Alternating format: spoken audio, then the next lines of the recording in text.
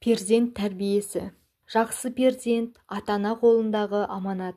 Діл гауһары сияқты сап-таза, момақан, әртүрлі өрнектегі жаңалықты қабылдауға құштар.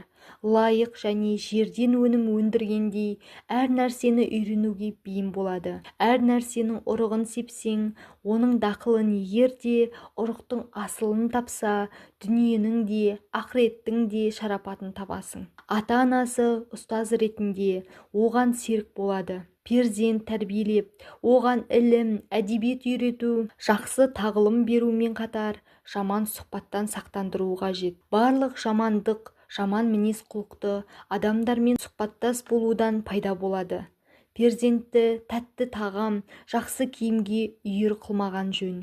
Ондайға үйренген перзент бар өмірінде жақсы киім, тәтті тағамды таңдап, босқа уақытын өткізеді. О бастан баланың жан дүниесін рухани пәктікке тәрбиелеген абзал. Сондықтан баланың тәрбиешісі сыпайы да адал болуы шарт. Сонда ол дәйім жаман қылықтардан аулақ ұсталады. Артық ет, арам сүттен пайда болар. Арамдық, бұзықшылық, күнәкарлықтың анасы деуге болады. Мұндай апаттар тағамды тоя жеуден пайда болады. Тамақты аз-аздап жеуді үйреткен жөн. Сонымен қатар тағамды оң қолымен бисмилля деп балдырып сөйлемей, артығымен тоя жемесін. Біреудің алдындағыға көзін тікпей, қолына алғанын жеп болмағанша басқа кесеге қол ұзатпау, еңсесін асқа қарай түсіріп жібермей, нанды халықтың артық жемеу сияқтылардың көңілін суытқан жөн.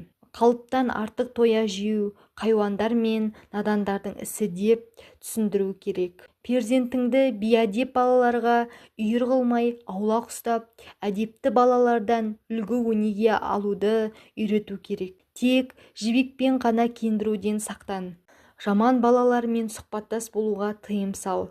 Әрбір баланы жаман, бейбас балалармен бірге жүргізсең, өтірік айтуды үйреніп, жаман жолға түсіп кетуге душар болады. Егер бала қателессе, 2-3 рет көрмегенсіп, білмегенсіп қоя салғын. Оған жауап беретін дәлелі болмауы да мүмкін. Оқтың жаман іске үйір болып әдеттенсе, кемшілігін бетіне басып, ұялтқын, түсіндіргін.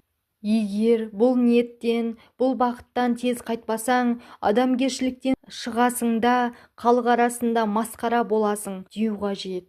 Әкесі өзінің перзентіне сабыр, шыдамдылық пен айбаттылығын өнеге ете білсін. Күндіз ұйықтаудан сақтандырса жақсы болады. Түнде жұмсақ